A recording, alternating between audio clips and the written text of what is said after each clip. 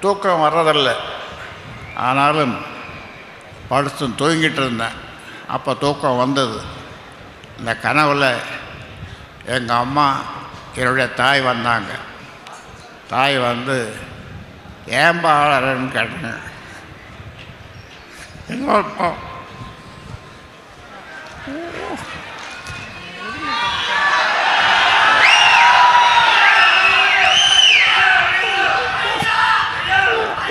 பேர